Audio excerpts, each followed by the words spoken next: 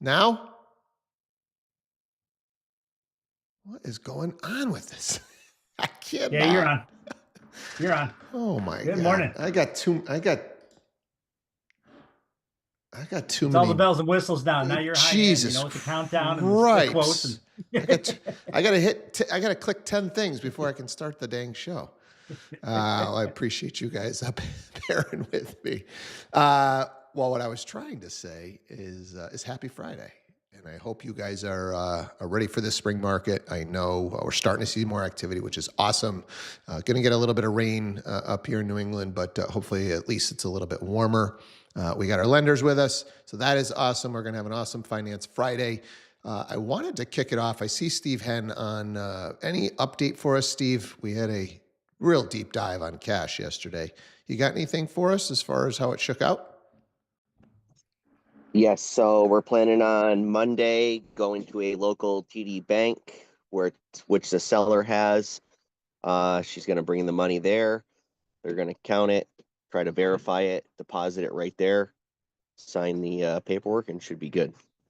All right. All right. Well, so next week we will get the final update, which will be cool. Why don't I turn it over to the lenders? We have gone back and forth on this well flow test, and we are still in limbo. Lenders have verified they just do not need this, and Sherwood is adamant that it is a guideline. So until Sherwood can get me something from the lending side of things, not just from their inspector side of things, I think we are going with we do not need the extended well flow test. But Dan, I see you with camera on, ready to go. What do you got for us today? Hey, everybody. Uh-oh. Now, regarding that well flow test, we have gone and verified with underwriting. We've researched that guideline and even reached out directly to HUD for guidance on that. So we're sure that we're looking at that the right way. Another release this week that happened with HUD, I think we had sent out an update to everybody. So you might have seen something from us already, but regarding non-permanent residents and FHA loans. In the past, non-permanent residents would be eligible for FHA loans, as long as their residency in the country is valid, like they're on a valid visa or whatever the case may be. But as of May 25th, and what that means really is that your buyer would have to go under contract and have a case number. So they'd have to have their FHA case number assigned prior to May 25th. Because after that date, non-permanent residents will no longer be eligible for FHA loans. They can still go a conventional route if they're eligible for a conventional mortgage, but FHA in particular will not insure those loans anymore for non-permanent residents. And I know that immediately there's a few loans in our pipeline that would be affected by that. So we've been kind of reaching out to everybody here this past couple of days to just kind of try to set some urgency now with everybody and let everybody know the situation, where it's like, hey, you are pre-approved, you are eligible for this loan type as of right now, but in the future that's going to change and you will become ineligible. So if you really want to get this done, let's find you something right away. I don't know if anybody has any loans in their pipeline that they think might be affected by this, or if anybody has any questions that you might want to ask regarding that. And so just a quick recap here on types of non-permanent residents. I just threw this into ChatGPT. This would be international students, temporary foreign workers, refugees, asylum seekers, visitors, travelers, exchange program participants, so students or professionals doing temporary training or internships, spouses, family members, or temporary visas who accompany someone with a work or study visa. So they don't have a green card. and usually have to leave the country once their visa or permit expires unless they change their status. So those are, the types of people that would be affected with this change. So I don't know if anybody else wants to just add anything or has any questions around it. Well, I would say with that list that you had just kind of read off of there, Yep. not all those people are going to be really applying or eligible for loans for the most part anyway. Especially like student visas and stuff. Students aren't really buying. They don't have the income and employment history yet for the most part usually. So it really is those people who are on those work visas, who are here for work temporarily. In the past, we would help them with an FHA loan for a home purchase, but it's going to be limited. And it does affect more. If someone comes to this country and they haven't been here all that long, their credit history here may be more limited. In fact, we had mentioned this client here on this show on this meeting before, where I have a guy who is from Brazil. He has a house in Brazil. He's relocated here. He's been here for just about 1 year. The guy's got everything you need to buy a house, but because his credit is a little bit limited, he's a 640 something credit score right now, just because he doesn't have a long history here of having credit in the US with our system. And because of that, he's really only going to be eligible for an FHA loan. Although he could put down 20%, he has good income and a good job, he's still going to be limited to that FHA loan type, because in that scenario, he's got that kind of lower, more limited credit. And that might be something that kind of comes up. It might be kind of a theme where you see that, sometimes people come here, they don't have a long-standing credit history. It takes a little while to build it up. Now, if you've got someone who's been here for several years, then they've had the opportunity to establish their accounts and their credit and their payment history and everything. But it's for those people on those work visas who have just kind of relocated here somewhat recently, it's going to make it more difficult for them after May.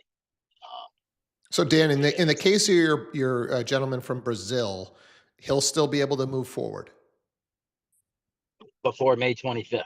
Right.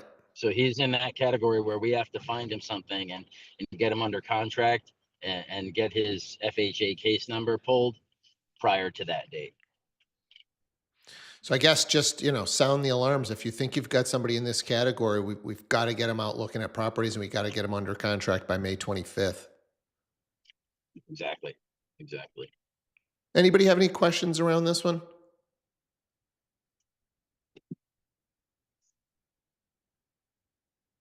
All right, so we got about a month, or excuse me, 2 months. Sorry, we got 60 days on these folks. What else is going on in finance, Dan? What else do we need to know? Well, as far as loan program changes, updates, nothing really major here this week. Interest rates are pretty, I would say, compared to last week, maybe a tick higher. But it's still like that long-term cases towards better rates.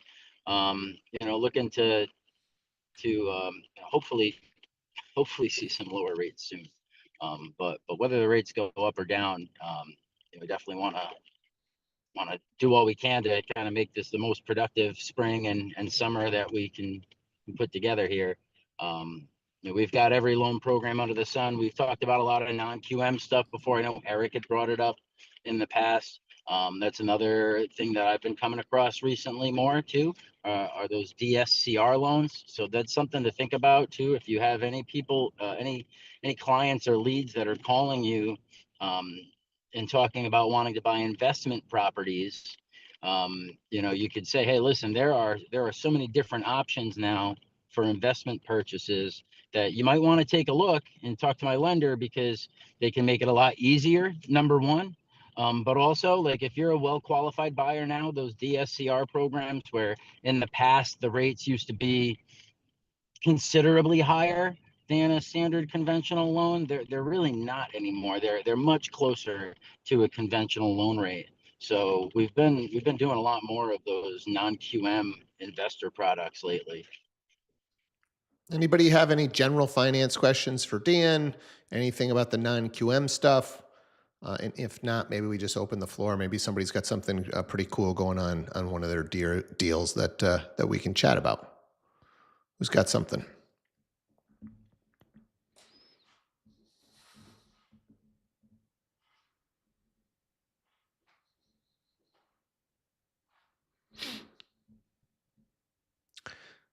If we don't have something going on in a deal, I do have something that I wanted to share just quickly for those of you guys. And let me get my share screen up here. For any of those of you who are using the RPR mobile stuff, we talked about that maybe a month ago or so about the power of RPR. Their mobile app, and you'd have to get the latest version of the app, did introduce some AI-powered property summaries. So I know a lot of us on the team are using Follow Up Boss, and we're sending out properties through Ylopo, which I still think for FUB users would be the preferred method. If you're not a FUB user and you're looking for ways to quickly get property information out, I thought this was a pretty cool addition that they've added, where you can send a property, but then use the AI button in this AI summary to just kind of ping your client with a little bit of knowledge regarding the property. So I don't know, just making it a little bit easier for you guys to work on the fly. Hey, you get that text message. Hey, have you seen that property over at 123 Main Street? This is a quick AI summary instead of having to pull it up and look through a full sheet or pull it up in the MLS. Thought this was a pretty cool little tool that they've introduced. So keep an eye on that. If you've never used RPR, I would download that mobile app and take a peek. Anybody using the mobile app? I know we've talked about people using RPR for their CMAs. I'm just curious if anybody's using the mobile app. No. Jeff. Yeah. Hey, I try to use it. I really just started getting into it. I've had it for a long time, and everybody should know that one, it's included with your NAR dues. RPR is. So it seems like a real good tool, and I've been getting a lot of stuff lately for them hitting up for taking some of their webinars. So I did jump on one yesterday. There is so much more in there than I've ever known. I think I've just tried to get back to it to find something like this that I could use on the fly. And really, they were going through all the AI stuff that's in there that you can add to just putting in the commentary, or you can make a video script, any way you want to do it. There's a lot of things in there, and there's dig into it, take some of their classes. I would encourage you. I think it's for anybody who's interested in it. It seems like a very viable tool to have on the go and to be able to send something out there of value to people. Awesome. I'm glad you're seeing the value. I think it is one of the better things that NAR does give to us as agents, is this RPR tool. Anybody else using it? Want to comment on it? How you're using it?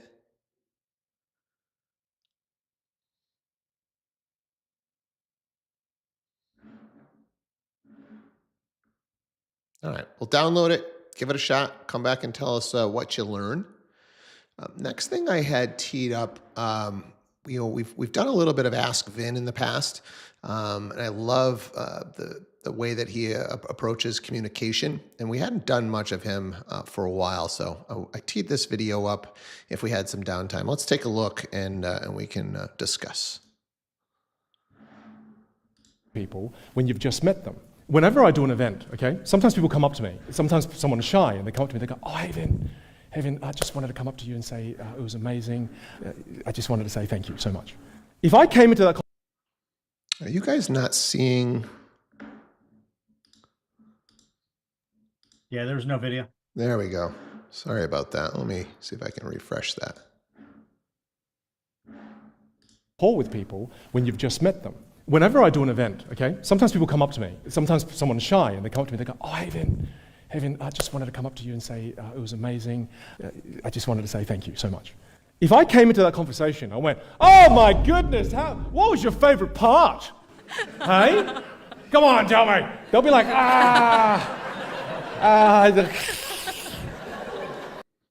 You guys are hearing the audio but not seeing the video?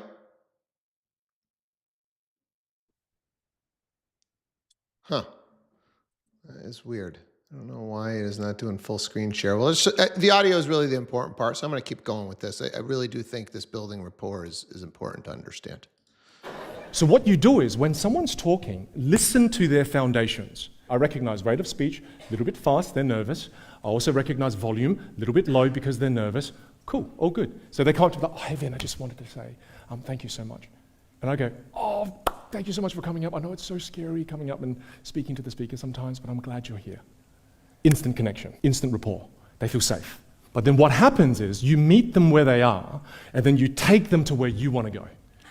So you don't just stay there. So you go, hey, I'm so glad you came up to me. Thank you so much. Hey, can I ask you, what was your favorite part?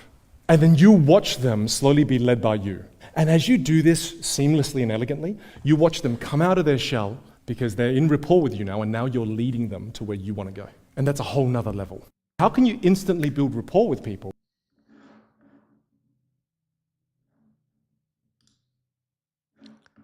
So I wanted to share this because we've been kind of reviewing a lot of our lead follow-up lately, doing some pipeline review about how our agents are following up with leads. What emails are we sending? What text messages are we sending? How many phone calls are we making to try and get back into rapport with a lead that might have come in 6 months ago, 9 months ago, 2 years ago? Right? And I don't think it's any different necessarily for a sphere that you haven't been in contact with for a while. Is trying to find, I think a lot of people go to, I got to try and find something in common, where it's with regards to, hey, we both fish and I got to go to fishing, or we're both into cars and I got to start talking about cars. But I like the way Vin talks about energy levels and then, kind of meeting them where they're at. And you hear that term mirroring and matching. But when we listen to, in our case, we get the advantage to listen to a lot of the Zillow calls because those are the only recorded calls that we have. And you can tell that the really good agent is extremely good at matching the tone, meeting them where they are, and then maybe if they're a high energy person, kind of getting them to a high energy space.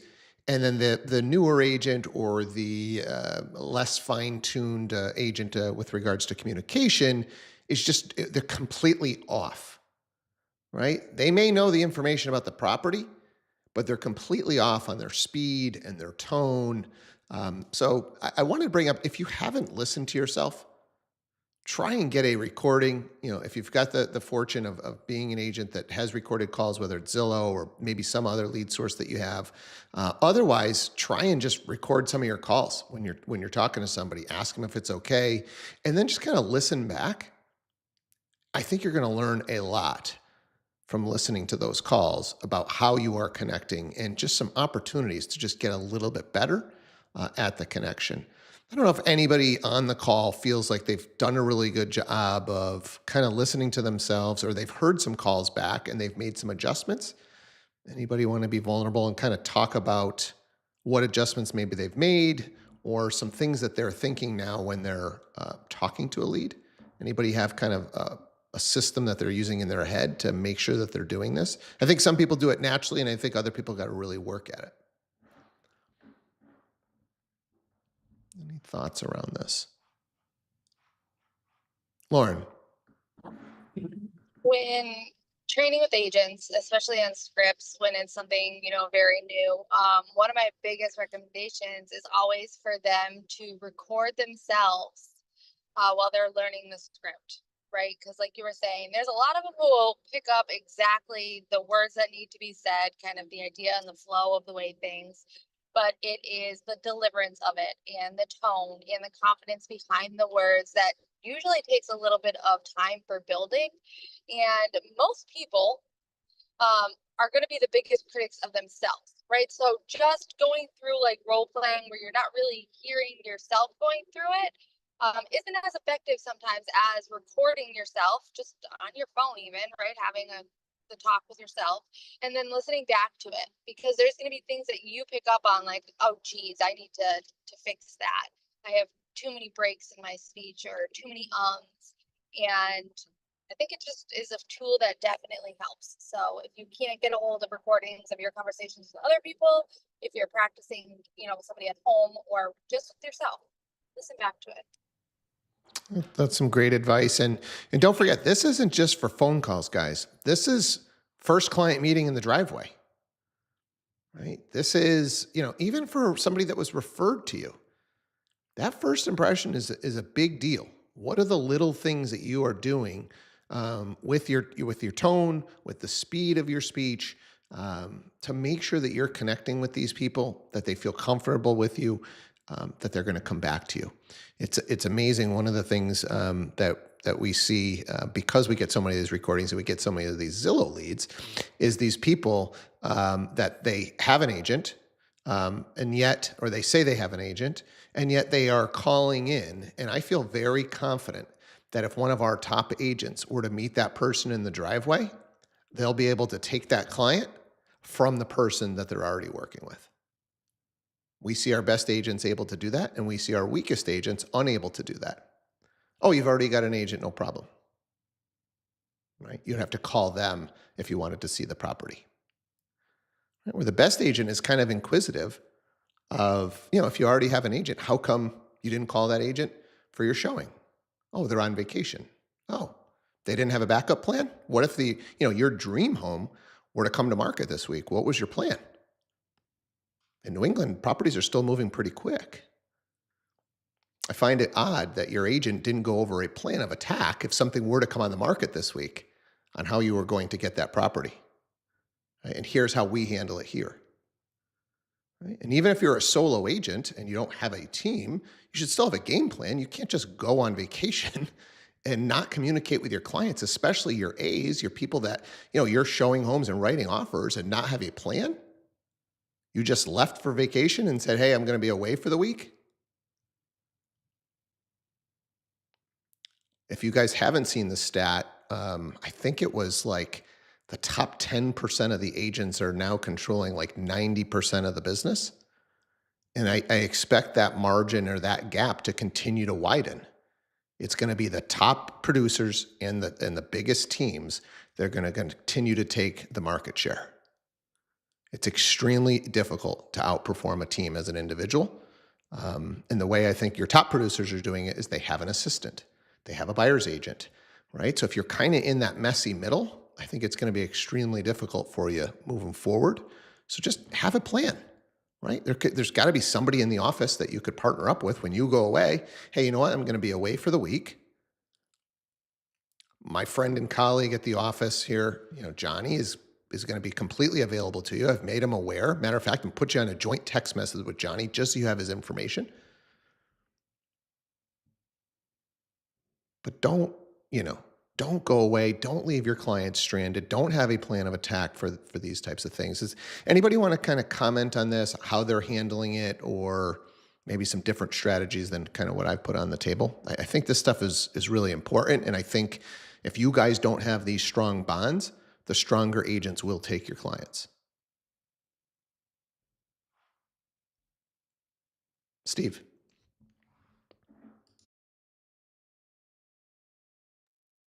So I actually am sniping a client from somebody else. I did that yesterday. So I got a lead, another mobile home.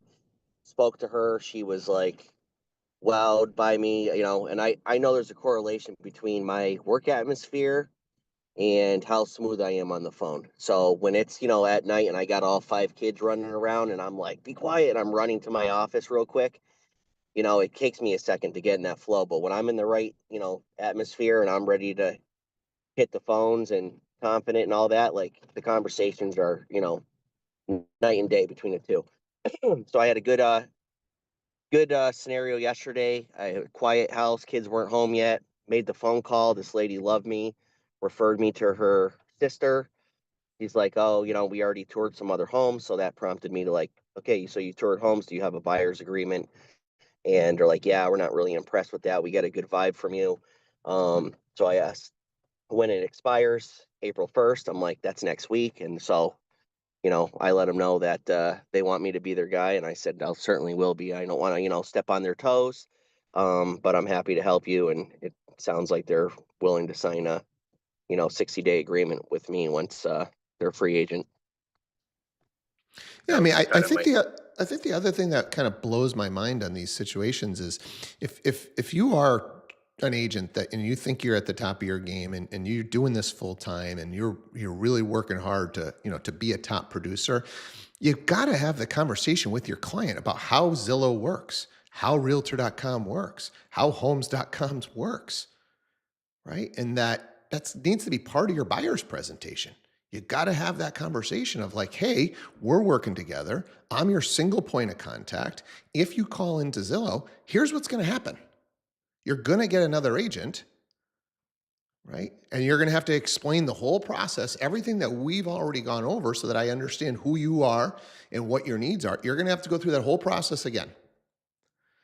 Right. And it amazed me. We just had this happen with a top agent whose client is calling in. And it's like, how has that agent not had that conversation with the client to explain the process and to let them know you want anything, I'm your single point of contact. Chris. I just wanted to add that like our words matter.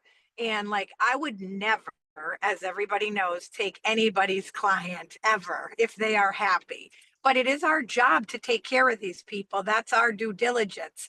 And when somebody says, I'm not happy with my agent, that's a whole other story. You know what I mean? Because we do have to look at it as, it's our fiduciary duty to bring them, excuse me, the best, of what an agent can be. And I think that just answering your phone's a huge thing. I got a call the other night, Sunday night, 7:00. My phone's ringing and I'm like, ugh, do I really want to pick this up? It's an 860. I pick it up. It's a Connecticut agent. Now, mind you, I'm her third call off of Google. So I'm not her first call. I'm her third, which pissed me off right there. I got to work on my marketing there that I was the third. But anyways, I was the first one to pick up the phone. Her buyer, who she's not in a Massachusetts agent, went to an open house, wanted me to put in an offer for a 25% referral. I did. It happened. It's going through. And now I'm making that. And I cannot tell you the amount of people that say you're the agent that picks up the phone. So as an agent, we got to pick up our phone. Yeah, I love that story. And I think a new agent says, well, how could, that agent, I can't believe that agent took my client. Did they take your client or did you lose your client?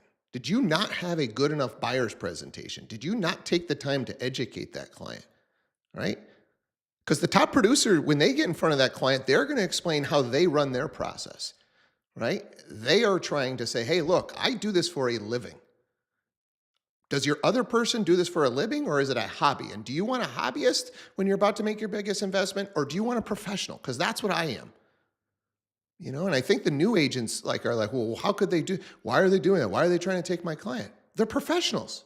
If you were taking this as a professional and you had that conversation, your client would not even be in a dialogue with anybody else. You would be on speed dial and any real estate questions they have would come to you.